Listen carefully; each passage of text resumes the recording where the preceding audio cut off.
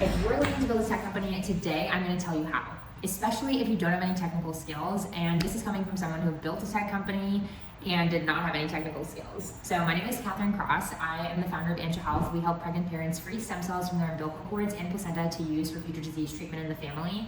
And we are a venture-backed tech startup. I'm a solo founder, so I built our entire MVP and made it to 200 customers before I made our first hire. So I'm going to tell you today how I did it, and how our stack has changed since then, and also the holy trinity for building a tech startup. So first of all, you want to make sure that you are headed towards the right idea. So the way to tell that you are heading towards the right idea is if you feel motivated to get up and spend your entire day working on this idea, and you want to spend all of your free time working on this idea.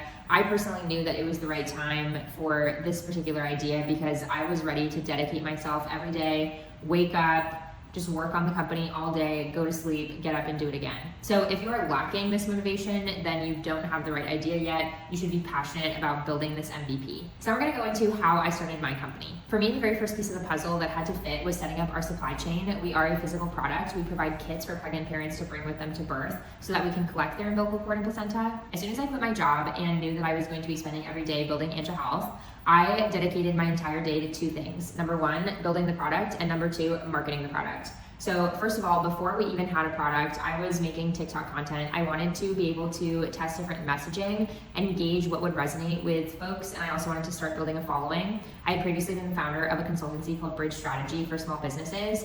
And I told every single one of our clients that they needed to start getting on TikTok. And so that's what I did. I started building a following. My link in bio was a wait list before we had the product ready. And I wanted to use that to be able to gauge what kind of interest we could get and also start building out our email list. So I used Typeform to build out our wait list, but once you hit 100 entries into Typeform, then it's no longer free. So then I moved to Google Form, and even though Google Form definitely has a less desirable UI, I wanted to stick to staying lean, especially because we weren't in market yet, and I was really just gauging interest. And my first viral video, I remember I was at a networking event, and then we hit 100 entries, and I immediately went into the bathroom at this event and then changed my link in bio to a Google form that I made while I was in the bathroom. So sometimes you just gotta stay scrappy. Now the second part of my day was towards building out the supply chain.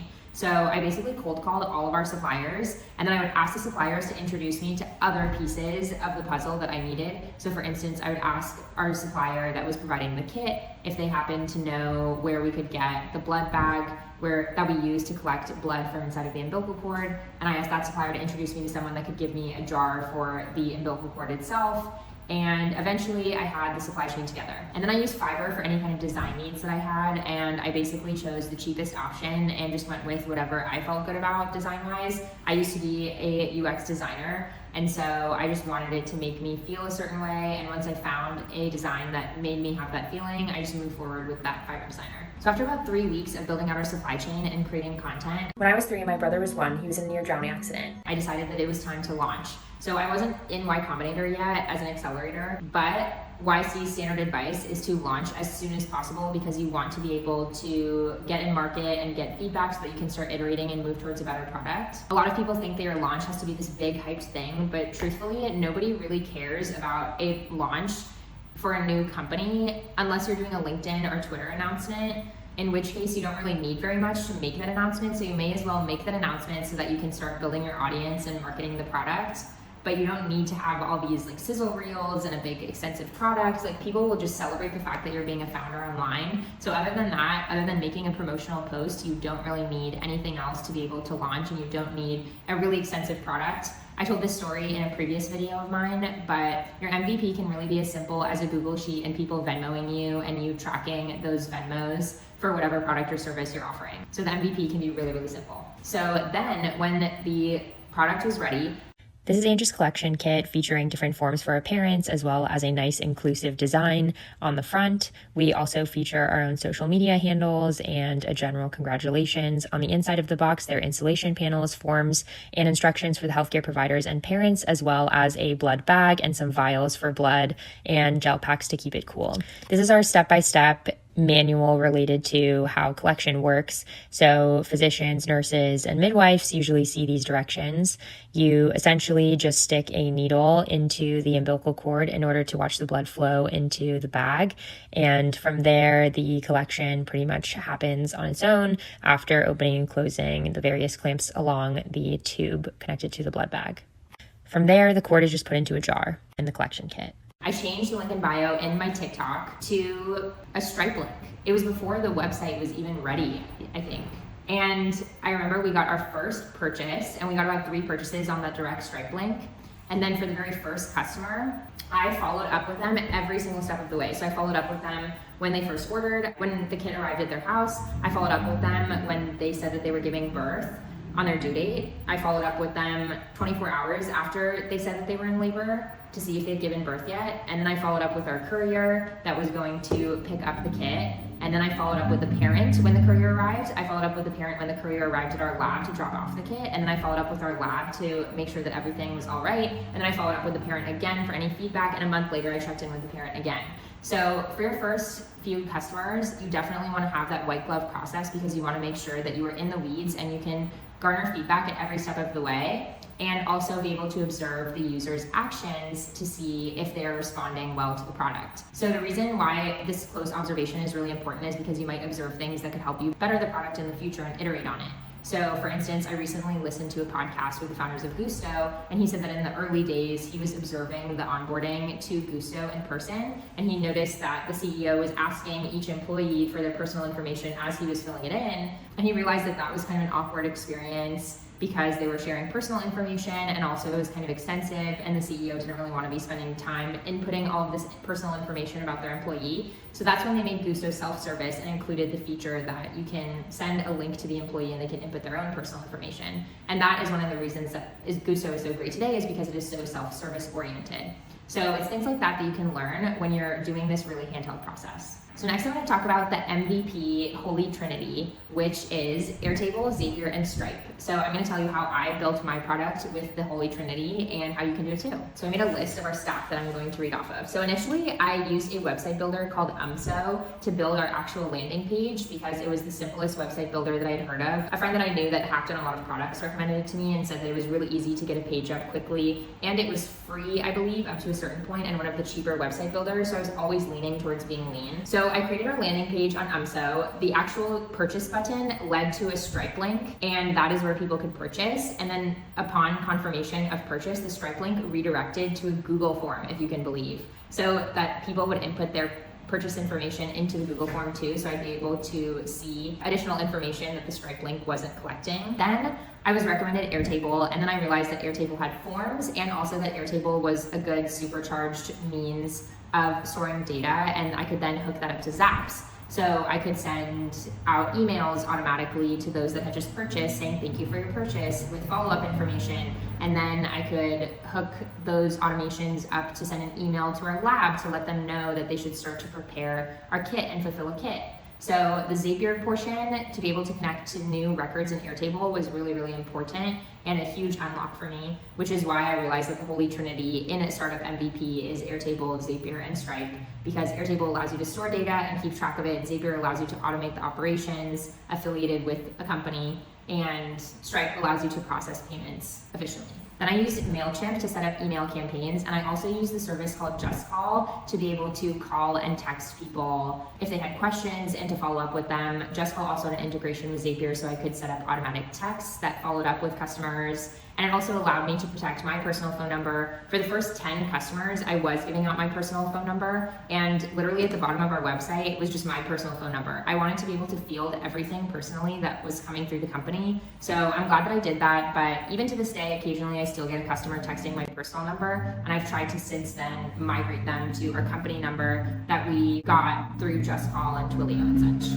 So I mentioned earlier that we had this Google form. So eventually we moved that to Email Me form, which is actually also HIPAA compliant. compliant. So I was also collecting more information that we wanted to be especially secure through Emailform. And then eventually we even migrated that to Jotform because Jotform had a better UI. But both of them are HIPAA compliant form collectors. So it was sort of like a Typeform substitute and Google Form substitute, but that had a HIPAA compliant database. So I'm going to talk about how our stack has evolved since then. So number one, we use Shopify now for some of our UI related to purchasing. Shopify is a great option if you don't have a lot of custom use cases affiliated with the purchase. So we have a lot of custom use cases in general for our product because we don't charge parents until 1 month after birth, and birth is such a fickle thing. It can happen on any date. And because of that, we don't use Shopify for the kit, but we've tested other products where we use Shopify, and I can see why Shopify is beneficial because it has so many apps that you can hook up to Shopify. So for instance, you can hook up a subscription option to be able to easily set up subscriptions. Shopify also has apps for you to sync up with TikTok Shop, which is hard to do from Stripe, and it's difficult to custom code. Otherwise, you would have to then set up into TikTok Shop, but you can just sync your Shopify shop to TikTok Shop. So there are apps like that that allow you to create a business with ease. So Shopify is good for really standard products and e-com products. We migrated from Mailchimp to Klaviyo for email because Klaviyo has better UI, and we were able to set up automations better and sync up with text. I forget if Mailchimp can do that now, but in any case, Klaviyo is just in general had a consensus that it was the better option, so we migrated to Klaviyo. We also migrated our design from Fiverr to another YC company called Awesomic, and I actually onboarded to Awesomic because they posted a really heartfelt story about how they were dealing with the conflict in Ukraine. A lot of them are based in Ukraine, and so they said that the best thing that we could do to help them was to sign up as a customer to Awesomic because work helped keep them distracted from what was happening in their home country and where they were living. So even in the bunkers, they were designing for us. So I initially signed up because I figured we could use some design help here and there, but I actually really liked what they were doing. Their designers are really receptive. They have a wide range of capabilities. They even have Webflow options. So when we migrated our site from Umso to Webflow, that was also really helpful. And yeah, quick plug for Awesomic. I'll put my referral link in the description of this video. Yeah, I think they're a great company, even beyond the mission that they have. I also migrated one of the VAs that I found from Fiverr to our actual company. So that was my first hire, was a VA that I found from Fiverr. So when the ops stuff became too intensive for me to handle, and also when we had ops requests overnight, which did happen because sometimes birth can happen overnight, I wanted to have a VA to be able to help me with those ops tasks, because VAs are honestly like a secret sauce to building a startup.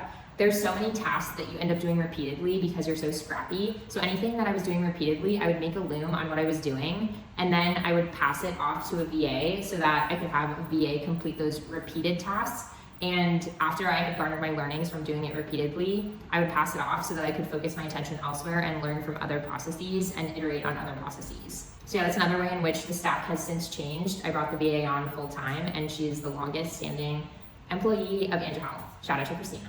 Like I said, we also moved our site from Umso to Webflow. Webflow does require a little bit more technical knowledge, but because of that, it also has more capabilities. So things like animations and embedded videos, there were just certain restrictions that I had on Umso, and I did not want to have on Webflow. We also moved our purchase page from a Stripe link because it can kind of look sus to some people that it's a Stripe link, and also you can't save information if it's a Stripe link, and it's really hard to hook up that Stripe information to feature automation. So like I said, a part of our customer flow is having subscriptions start 1 month after birth, and setting that up I had to do manually. So I did it manually at first, and then I passed it off to a VA. But eventually we had an engineer come on as a contractor and custom code that page so that we wouldn't have to do that manually anymore. And we would be able to build a true UI over the Stripe page so that the actual experience was better for parents, more trustworthy, and we were also able to collect and save more information prior to purchase. There were also things like being able to view abandoned checkout that we were able to unlock with this new purchase page. So for instance, if someone was abandoning checkout, like they started filling out information that they were going to purchase and then they exited out of the page, we were able to then save that information and retarget them. So it was also helpful for that reason. And we had the engineer custom code some ops. So some things that I set up with Zaps, we ended up having our engineer do, so that was really helpful as well. So that's how our stack has evolved since I created the MVP. But yeah, everyone thinks that starting a tech company has to be this big, intimidating thing, but like I said, it can really just be a Stripe link, Airtable, Zaps, and you marketing it on social media for free, which is what I did. We didn't start really pursuing paid media until about 2 years into the business. All of the acquisition was organic just through me making content like I am now. So it really doesn't have to be as intimidating as you think it has to be. Well, thanks for listening and good luck building your tech company.